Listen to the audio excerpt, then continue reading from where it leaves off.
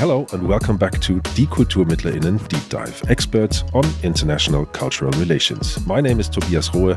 It's a pleasure to be with you again. Colonial structures are still embedded in cultural institutions and international relations. Decolonisation in art and cultural diplomacy challenges these structures, and art can serve as a political tool to promote alternative narratives and foster more equitable perspectives.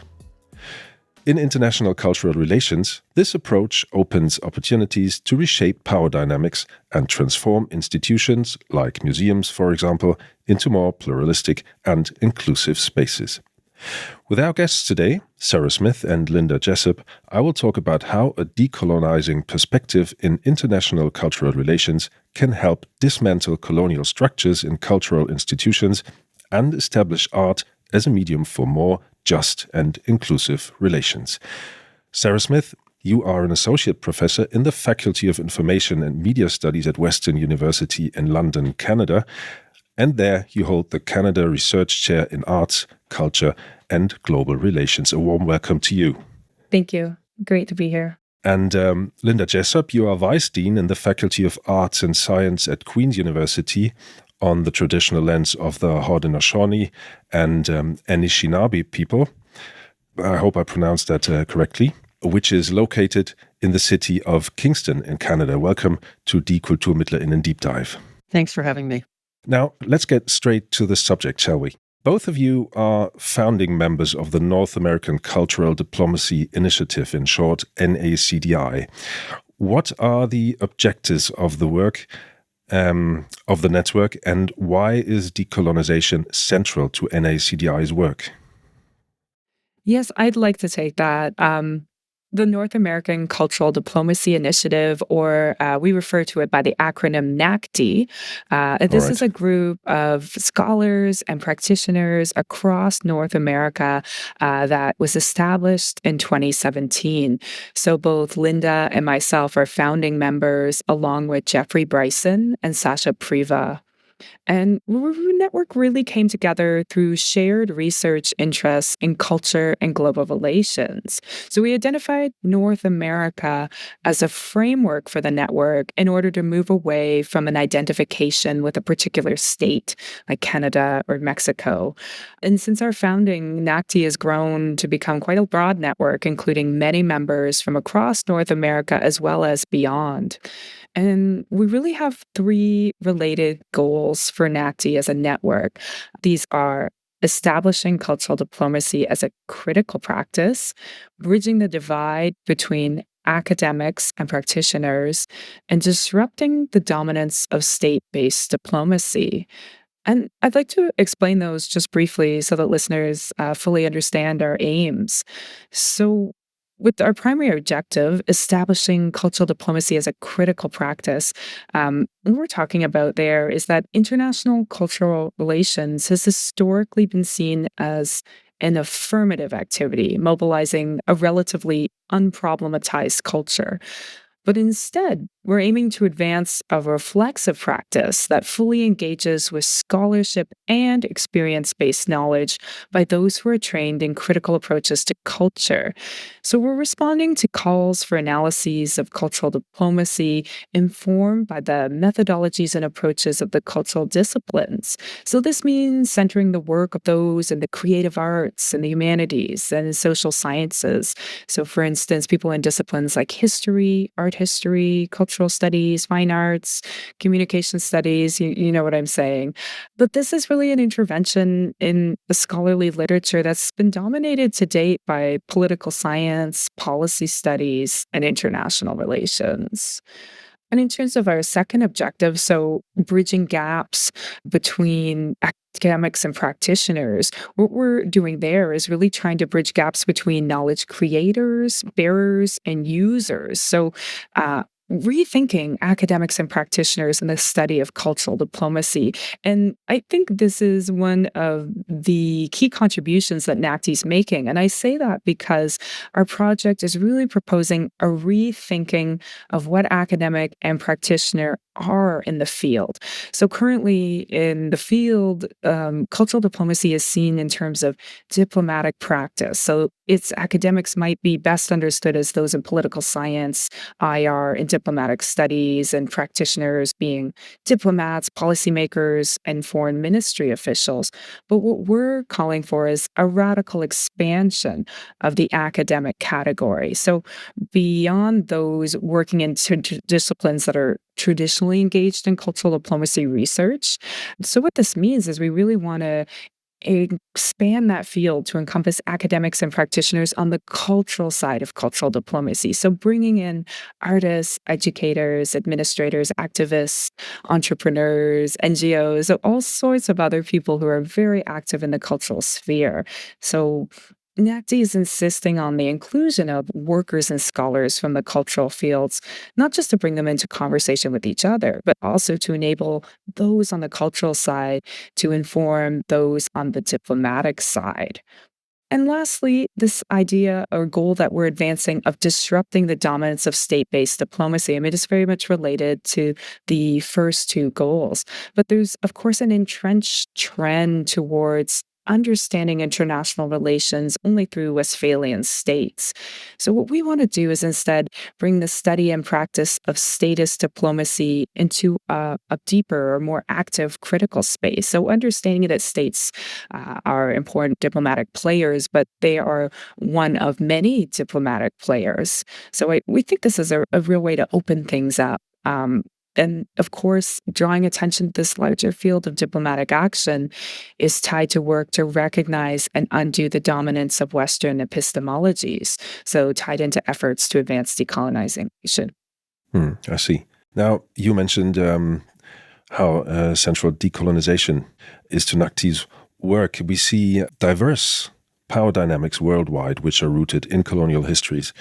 In what ways do international cultural relations reproduce or maybe challenge these power dynamics from your perspective? Okay, so if we're thinking about reproducing or challenging these power dynamics, I think I'd start by saying that ICRRA reproduces these dynamics. It perpetuates, that myth of culture's neutrality. That is by, advancing the diplomatic field's perception of culture as this benign entity through which cultural relations practitioners advance long-term goals seemingly independent of the strategic interests of the state is really something of a myth. We talk about building trust, and we talk about trust as though it's interest-free, when history of colonialism tells us otherwise, right? The history of diplomacy itself tells us otherwise. Trust is, I would say, largely, if not primarily, cultivated for the primary purpose of pursuing one's own agenda. And so there's a real distrust of trust out there. We have a legacy to overcome. International cultural relations organizations speak about being arm's length from the state, without at the end of the day kind of acknowledging the fact that that arm is attached to a body. The point is, anyway, that cultural workers are always already involved in the politics of culture that underpin the building and management of cultural relations. That's what we're trying to get at. We want to draw attention to the larger field of diplomatic activity that's currently obscured by the normative power of the Euro-Atlantic international system. So, the challenge then was to address this reproduction. We see the decentering of statist cultural diplomacy, and by extension, ICRRA, international cultural relations, as a way that international cultural relations can begin the work that's needed to challenge the power dynamics. Now, we're advancing a methodology. There probably are many methodologies, and the more the better, I would say. Ours is to increase reflexivity and critical space for discussion across disciplinary formations that currently function to separate the cultural and the political. And in doing so, centering statist diplomacy as a taken for granted field of diplomatic activity. So we want to push against that, this persistent recentering of statist diplomacy in the diplomatic field. And we're suggesting 3 moves to create this critical space to engage with it. First, as Sarah's mentioned, we want to suggest including people whose approaches and practices actively foreground critical approaches and understandings of culture. So, as she says, advocating for the inclusion of academics and practitioners on the cultural side of the cultural diplomacy divide or the cultural relations divide for analysis of cultural diplomacy informed by those methodologies and critical approaches that are identified with the Euro-American Academy's cultural disciplines, as we call them. And then secondly, we're suggesting that we interrogate state centrism and the centrality of nation-state-based understandings of culture in the study and practice of cultural diplomacy and of global relations more broadly. This statism isn't an accident. In the Euro-American Academy that produces the scholars and practitioners of international cultural relations, the take-it-for-granted unit of analysis and practice is the nation. We speak in sociology of Mexican society, in political studies of Japanese politics, in anthropology of Canadian culture, in the fine arts of Korean music, Chinese art, of Russian dance. This speaks to the centrality of state-based understandings and state-based knowledge production, to the ways in which we think through how we conduct global cultural relations. So NACDI's aim then is to generate conversation across those institutionalized systems of knowledge production that currently uses the academic disciplines to separate the cultural and the political. And then lastly, our third move, if you don't mind me going on here, No. is to suggest folding the insights that we gain from all of this, this critical deep dive, into reflection on culture's role in cultural diplomacy, culture's role in cultural relations as an expression of Eurocentric's separation of nature and culture, of the way in which those two things stand apart from one another. This reproduces Western ways of thinking. It reasserts this universalizing claim to nature, culture as separate entities that deny other ways of knowing and being in the world. I mean, we know that the idea of culture as standing apart from nature is not shared globally. And yet, cultural relations and cultural diplomacy keeps advancing it as a universal. So my point is that as a function of Western knowledge systems, the cultural relations approach to diplomacy, and by extension, international cultural relations, speaks to the political order of still settling states. It's colonializing. I see. So we need to generate critical space, right? The space that's necessary to do the decentering that involves accepting autonomous worldviews as such, rather than trying to assimilate other ways of living and knowing into Eurocentric frameworks and practices, as has been the Western practice to date. This project's not about inclusion. It's about decolonization. That's essentially it. Not sure if that all makes sense, but you can see through the three moves how we're trying to move forward. Yeah. Yeah. The centering on cultural practitioners, maybe that is one thing we can talk about. Contemporary art and art in general as a tool to promote decolonization. Now, in your research, you examine how artworks and cultural institutions, as well as exhibitions, can shed light on issues of cultural diplomacy. So in what ways can contemporary art challenge colonial narratives? You were talking about that anyway before. In what ways can contemporary art challenge colonial narratives in diplomatic contexts? How can it practically work? I think we have to broaden our notion of what a diplomatic context is. As I was saying, broaden our understanding of that field of diplomatic activity, and to see state-based notions of diplomatic activity as just one type. So if we think about that, well, as I think about all the practitioners working in the cultural field, I can pick up on that idea of challenging colonial narratives in a diplomatic context. That question brings to mind the work of many artists, but picking an example, there's a ceramic tapestry by a Montreal-based artist, Nadia Meyer. And it's a public artwork that's installed in the Park Hyatt Hotel in downtown Toronto, so in the heart of the traditional territories of the Anishinaabe and Haudenosaunee. And it's entitled, "Where the Beavers, Deers, Elks, and Such Beasts Keep." Now, where the beavers, deers, elks, and such beasts keep is the product of a research creation project that Nadia Meyer has. It's focused on the Wampum Belt Covenant, entitled "A Dish with One Spoon." Now, the Dish with One Spoon Wampum Belt Covenant is a century-old agreement between the Anishinaabe and the Haudenosaunee to share and care for the resources around the Great Lakes, where their traditional territories lie. So on the ground, this meant that, hunting and gathering parties that encountered one another in the field agreed to peaceful interaction and respect for one another's sovereignty as nations. So, and it's a small belt, a lovely belt. It consists of 7 rows of white tubular beads with a purple lozenge people often see as a dish in the center. And it's used, the belt is used as a mnemonic device in the oral tradition of diplomacy among Indigenous peoples and Europeans. So, it would be a mnemonic device that would prompt the speaker when the covenant was invoked, as it was, for example, in the 1701 peace, Great Peace of Montreal, which involved peace between Indigenous peoples in the area and the French. Now, today, a dish with one spoon has become familiar to settlers in the context of land acknowledgements. Now, in her work, Meyer addresses the deterritorialization, but it's the deterritorialization of a dish with one spoon that occurs when a dish with one spoon is treated as a metaphor, as it often is among settlers, when it's seen as a metaphor for multiculturalism. There's a dish with one spoon, then we all have to share, or environmentalism, the way in which we all care for the environment, or some other present day preoccupation that serves colonial narratives of progress. This idea now, a dish with one spoon, oh, it's part of a narrative. We're moving on from the past now toward a settler future, bigger and better, multiculturalism, environmentalism. Now, these narratives blur the territorial rights of the individual Indigenous nations in the agreement.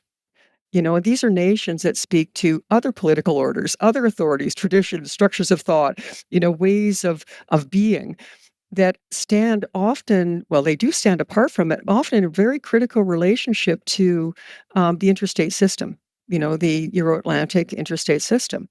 So instead, these narratives work to incorporate Indigenous people into colonialist narratives of acceptance and belonging, into diversity and inclusion, into a flat, dehistoricized pluralism is what I think political anthropologist Audra Simpson calls it. So in treating a dish with one spoon as a metaphor, Eve Tuck and Wayne Yang would argue is a move to innocence on the part of settlers. It's a strategy, a move to sidestep complicity with the colonializing project. So, as they point out, decolonization is not a metaphor. Decolonization is about repatriation of land and ways of life. So, what Meyer and other artists are doing is mobilizing understandings of the wampum belt as a function of diplomatic relations to entice viewers to engage in a political field where indigeneity, their indigeneity, Meyer's indigeneity, pushes against settler colonialism. So her work does this by reasserting the identification of a dish with one spoon with the traditional territories of the Haudenosaunee and the Anishinaabe, so with Indigenous land. So she quietly challenges people to, to examine, just to sit with her work, as she says, and examine their taken for granted understandings and to recognize themselves as political actors in this everyday practice of colonialism and its refusal. So these artists, they're actually revealing that the cultural field is a field of everyday colonialism. So what does that say about ICR?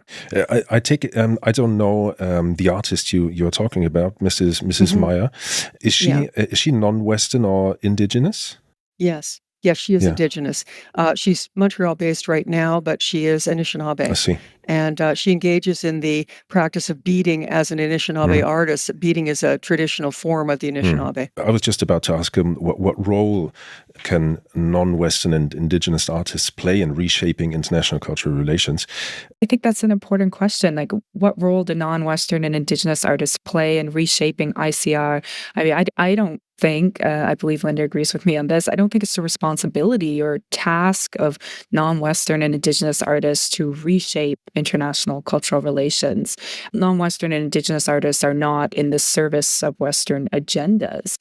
But instead, I mean, it's an important question because I think reshaping international cultural relations, I see this really as a shared task and one for which the responsibility lies with practitioners and scholars who continue to constitute the field right now. So artists are but one of many cultural relations practitioners. So as Lynda's very carefully pointing out, their work is engaging and critical, but international cultural relations will not be reshaped based on artist's work alone. So I think it's important to recognize our task, our challenge, and again, this of increasing reflexivity. So those who advance international cultural relations don't universalize all epistemological perspectives.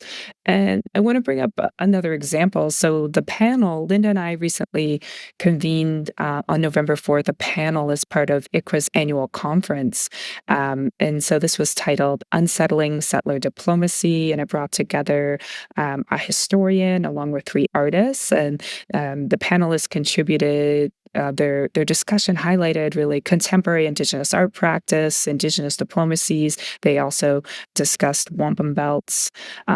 And I think in highlighting this contemporary use of wampum, the speakers also revealed the larger diplomatic field in which Western statist diplomacy is but one type of diplomatic activity. So in some ways, I see the panel as demonstrating that it's not about incorporating autonomous worldviews into a reformed international cultural relations. It's not, I think, Lynda, you were putting it as quoting Audra Simpson, as flat historical pluralism, but the work that needs to be done is to increase reflexivity to make these different epistemologies apparent. So when I think about scholarship on international cultural relations, there's really a pressing need for scholars to engage with histories of Indigenous diplomacies. There's a real glaring absence in this literature, and this just reflects the limitations of Western research, which is locating its authority in a canonical literature that is in turn focused on Western diplomatic practice. So I think the point is that decolonization is not a project of inclusions, but a recognition of different epistemic positions or autonomous worldviews. At the end of our talk, let's come back to the International Cultural Relations Research Alliance. You are both members of this network, and it is a network of institutions, academics, and practitioners in the field of international cultural relations. So it's something you were already talking about is very important to you to bring together institutions, academics, and practitioners. So these kinds of networks like the International Cultural Relations Research Alliance, they allow to bring multiple perspectives into conversation. Now, did you in the ICRRA find common ground in your conceptual understandings of decoloniality, or were there differences, and if which? Yeah, I mean, I should start by saying, of course, we're both members of ICRRA, and it offers such a wonderfully engaged and critical global community.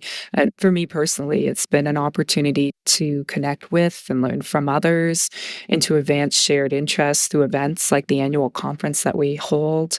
And as you know, this year, this conference has focused on decolonizing and grappling with what that means and how it impacts international cultural relations. So coming together as part of the organizing committee, I think it became clear the importance of engaging globally and explaining perspectives and definitions and understandings of decolonizing. And this is not that the conference was to present kind of a final cohesive statement by ICRRA members. The conference is really designed to kind of open a door into this larger conversation that ICRRA members are having. So I really think one of the wonderful things about ICRRA is that there are so many different projects and interests that are being advanced by the ICRRA network, by the ICRRA group. And so we find common ground in our shared interests in valuing and seeking to better understand culture and international relations. But the way that ICRRA comes together as an alliance, it really allows for a multiplicity of perspectives and approaches. And really, as a group, I think what we're trying to do is, as Lynda describes, it's this decentering of international cultural relations to reveal a broader field of diplomatic activity. So we're trying to bring critical understandings of culture into conversations about ICR. So those people who are involved in ICR can be scholars, practitioners, can be self-reflexive about culture and start to critically assess their implication in international cultural relations as a colonialist practice.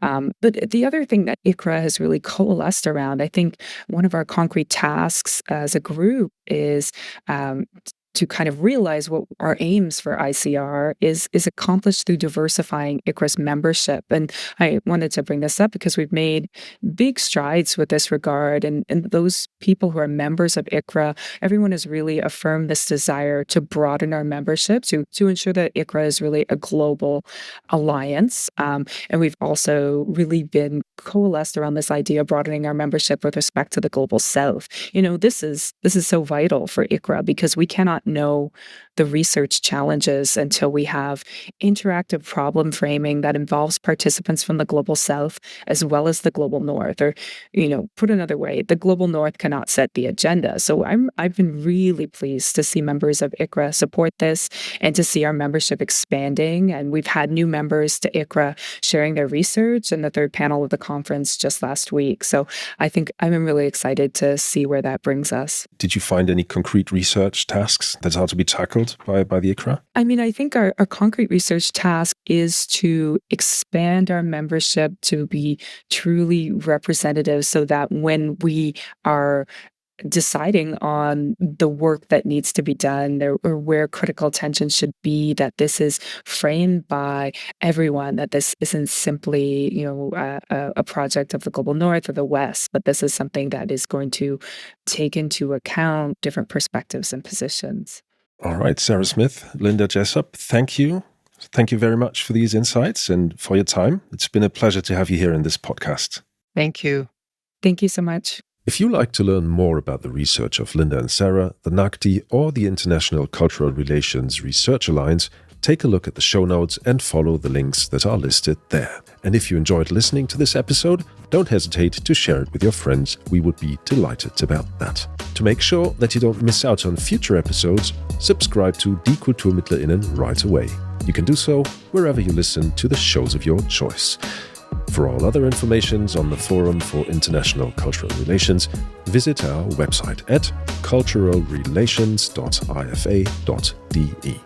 That's all from my side. I say thank you for listening. My name is Tobias Rohe. Till next time.